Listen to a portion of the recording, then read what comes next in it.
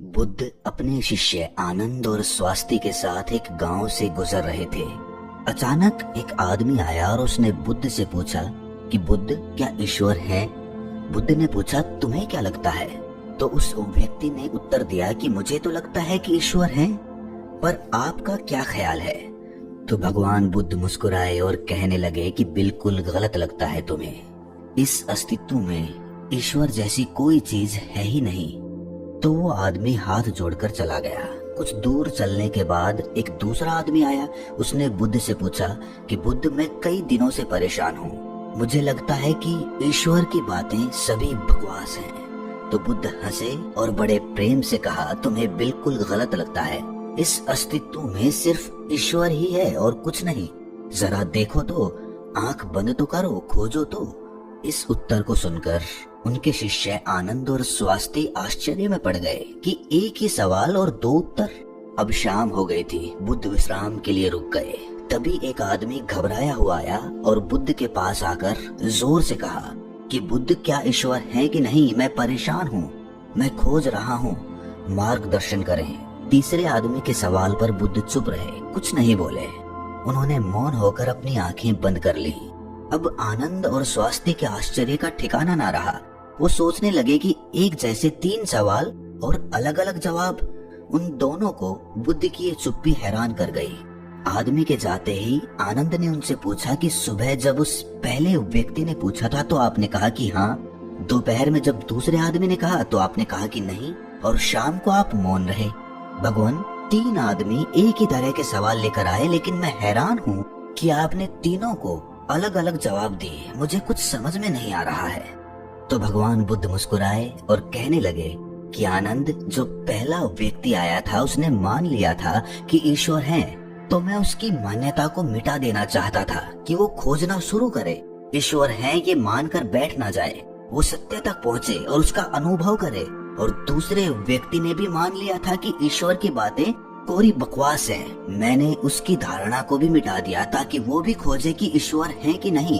और तीसरा आदमी अभी संशय में था, वो खोज रहा था, इसीलिए मैं मौन रह गया। यहाँ पर मौन रह जाना ही उचित था। दोस्तों, भगवान बुद्ध के बारे में ये प्रचलित था कि वो किसी भी प्रश्न का जवाब सीधे सीधे नहीं देते थे। उनके जवाब रहस्य से भरे होते थे। तो थोड़ी देर सुनने के बाद उनके शिष्य स्वास्थ्य ने कहा कि मुझे ईश्वर के बारे में आपसे सुनना है। कृपया कर आप मुझे बताएं कि ईश्वर है कि नहीं। आप ईश्वर को मानते हैं कि नहीं? और इसके साथ ही मैं आपसे अनुरोध करता हूं कि आप मेरे इस प्रश्न का सीधा सीधा उत्तर दें। तो भगवान बुद्ध मुस्कुराए और कहा कि ठीक है, मैं उत्तर देता हूं, पर उससे पहले मैं तुमसे कुछ पूछना चाहता हूं। पहले इन प्रश्नों का जवाब तुम मुझे दो। स्वास्थ्य ने कहा कि बिल्कुल बुद्ध, आप पूछिए। तब बुद्ध ने पूछा कि तुम सूर्य को मानते हो? तब स्वास्थ्य ने बुद्ध की तरफ आश्चर्य से देखा और कहा कि बुद्ध, ये किस प्रकार का प्रश्न है? ये तो कोई बालक भी बता देगा। सूर्य तो साक्षात प्रकट होता है, सबको प्रकाश और ऊर्जा देता है। हम सभी का जीवन उसी पर आधारित होता है, वो तो साक्षात है। तो भगवान बुद्ध ने कहा, जिस प्रकार सूर्य साक्षात है तो उसे मानने का कोई प्रश्न ही नहीं उठता। फिर ईश्वर है कि नहीं, ये प्रश्न क्यों उठा? इसका तो यही अर्थ है कि तुम्हारे मन में ईश्वर को लेकर संदेह है, क्योंकि ईश्वर सूर्य की भांति प्रत्यक्ष नहीं है और तुम भी ईश्वर को बुद्धि से ढूंढने निकले हो। बुद्धि केवल उन्हीं बातों को मान पाती है जो उसे प्रत्यक्ष रूप से दिखाई पड़ता है, और ईश्वर कभी भी प्रत्यक्ष रूप से तुमको दिखाई नहीं पड़ेगा। और अगर दिख भी गया तो वो ईश्वर नहीं होगा। ईश्वर को मानते हैं कि नहीं मानते, असल में ये प्रश्न ही गलत है। और गलत प्रश्न का सही उत्तर भला कैसे दिया जा सकता है? और यदि किसी प्रकार दिया भी जा सकता है तो वो उत्तर भी इस प्रश्न की भांति गलत ही होगा। स्वास्थ्य द्विधा में पड़ गया। उसने कहा, बुद्ध, मुझे कुछ समझ नहीं आ रहा।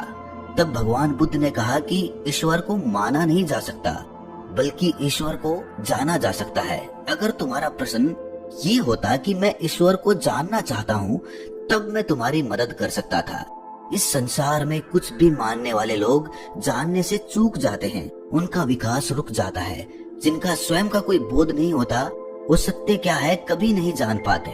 जान केवल वही पाता है जो निरंतर खोज रहा है। जानने की यात्रा थोड़ी मुश्किल है, लेकिन मानना बहुत आसान है। मानने में ना कोई खर्च है, ना कोई परिश्रम। किसी ने कह दिया, किसी ने आपको समझा दिया, बुद्धि संतुष्ट हो गई और आपने मान लिया।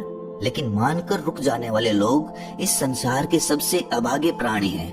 बोध के बिना ज्ञान व्यर्थ होता है। तो अगले दिन सुबह वही जिज्ञासु जिसके प्रश्न पर बुद्ध शांत मौन हो गए थे फिर से आए और उसने बुद्ध से प्रश्न किया कि हे बुद्ध, आप शाम को मौन हो गए थे। मेरे जीवन का एक ही लक्ष्य रहा है कि ईश्वर को खोज लूं, वो कहाँ है, कैसा है, उनसे ब्रह्म ज्ञान की प्राप्ति कर लूं। और मैंने सुना है कि आपको ब्रह्म ज्ञान उपलब्ध हुआ है तो आप अवश्य ही ईश्वर से मिले होंगे। तो क्या आप ईश्वर की खोज में मेरी सहायता नहीं करेंगे? तो बुद्ध ने कहा, जिसे तुम खोज रहे हो उसे तुमने कहाँ कहाँ खोजा? तो वो जिज्ञासु बोला, बुद्ध, मैंने सभी तीर्थ, सभी मंदिर और पूरी दुनिया का भ्रमण किया। यज्ञ, हवन, बड़े बड़े अनुष्ठान सब पूरे किए। मैंने वो सभी कार्य किए जो मुझे ईश्वर प्राप्ति के लिए कहे गए थे, लेकिन फिर भी मुझे आज तक ईश्वर नहीं मिले। तब मुझे किसी ने बताया कि आपको परम ज्ञान उपलब्ध हुआ है, इसका मतलब आपने ईश्वर को जरूर देखा होगा। तो क्या आप मेरी सहायता करेंगे? बुद्ध ने कहा, मेरा एक सफेद मोती खो गया है, मैं उसी को खोज रहा हूँ। क्या तुम मेरी सहायता कर सकते हो? वो जिज्ञासु बोला, हाँ, मैं बिल्कुल कर सकता हूँ। मैं अभी आपका मोती खोज कर दे देता हूँ। वो मोती ढूंढने लगा। धीरे धीरे समय बीतता जा रहा था। काफी समय ढूंढने के बाद भी मोती नहीं मिला। तो वो बुद्ध के पास गया और बोला, मैंने बहुत ढूंढा लेकिन वो मोती मुझे नहीं मिला। ये सुनकर बुद्ध ने कहा कि वो मोती अगर तुम मुझे ढूंढ कर दे दोगे तभी मैं तुम्हारी कोई सहायता करूंगा। क्या तुम्हें तुम्हारे सवालों का जवाब नहीं चाहिए? तो वो जिज्ञासु फिर से मोती ढूंढने लगा, लेकिन काफी समय बीत जाने के बाद वो बुद्ध के पास आकर बोला कि आप ठीक से याद करके बताइए कि मोती कहाँ खोया था। तो भगवान बुद्ध ने मुस्कुराते हुए कहा, वो मोती तो मेरी कुटिया में खोया था। तो वो आदमी बहुत झुंझला गया और कहने लगा कि आप मुझे मूर्ख बना रहे हैं। आप केवल ज्ञानी होने का ढोंग करते हैं। आपको इतना नहीं पता कि जो चीज कुटिया में खोई है वो बाहर कैसे मिल सकती है? वो कुटिया में ही मिलेगी। आपको उसे वहीं खोजना चाहिए था। तो बुद्ध मुस्कुराते हुए बोले, मैं भी तो तुम्हें यही समझाना चाहता हूँ। जो चीज तुम्हारे भीतर खो गई है वो चीज तुम्हें बाहर कैसे मिलेगी? तुम कई वर्षों तक बाहर खोजबीन करते रहे, लेकिन एक पल के लिए भी तुमने अपने भीतर खोजा? अपने अंदर खोजो, तब तुम्हें ज्ञान मिलेगा। ये सुनकर जिज्ञासु बोला, हे बुद्ध, आपकी बात तो मैं समझ गया, लेकिन अभी भी मैं ये नहीं समझ पा रहा हूँ कि मैं अपने अंदर क्या खोजूं।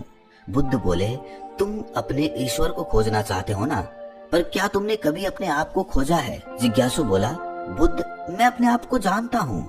मैं अपना नाम, पद, काम, परिवार, जब से मैंने जन्म लिया है तब से ये सभी चीजें जानता हूँ। मैं कुछ भी नहीं भूला हूँ। तो फिर मुझे और क्या जानने की जरूरत है? मैं क्या जानूं?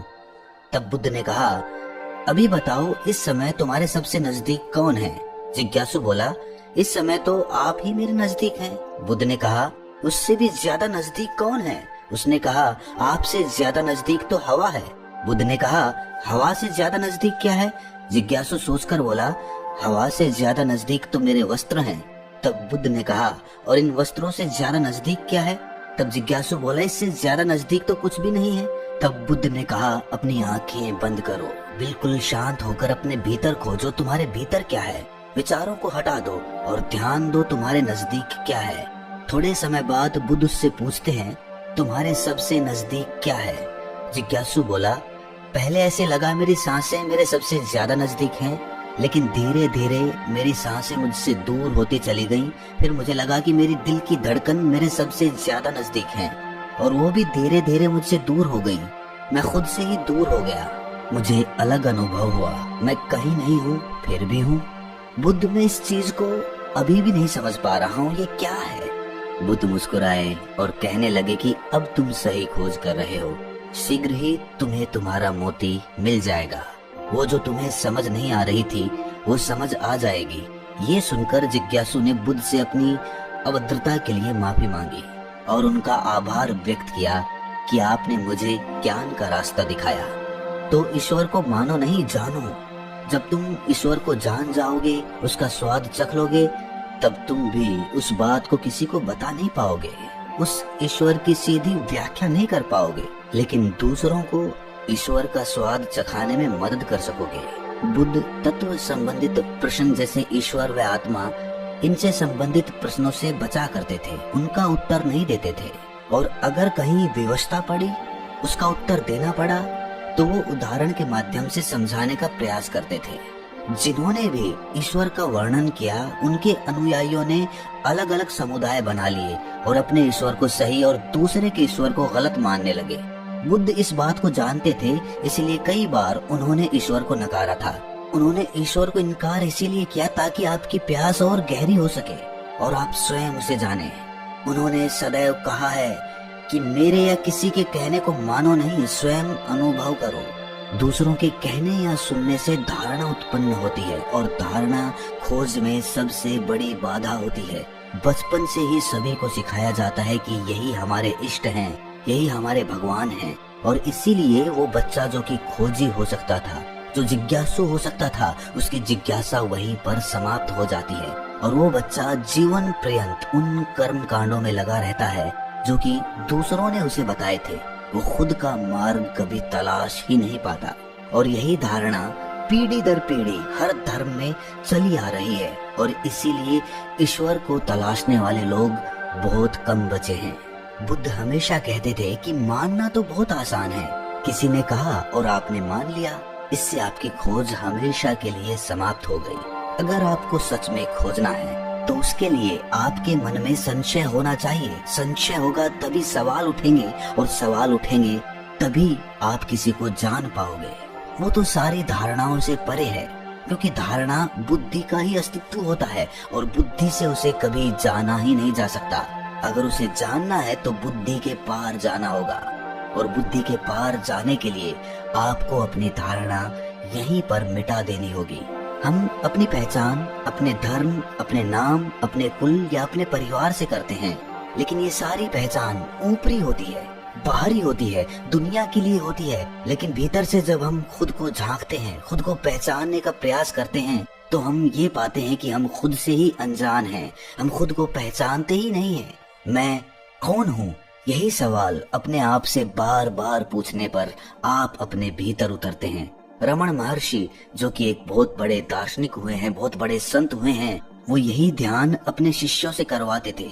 अपने आप से सवाल करो, अपने मन में ये सवाल उठाओ कि मैं कौन हूँ, मैं कौन हूँ। और बार बार जब हम ये सवाल अपने आप से पूछते हैं तो हम अपने भीतर उतरते चले जाते हैं, जहाँ पर हमें अपने वास्तविक स्वरूप के दर्शन होते हैं और वहीं पर हमें परमात्मा या फिर भगवान के दर्शन प्राप्त होते हैं।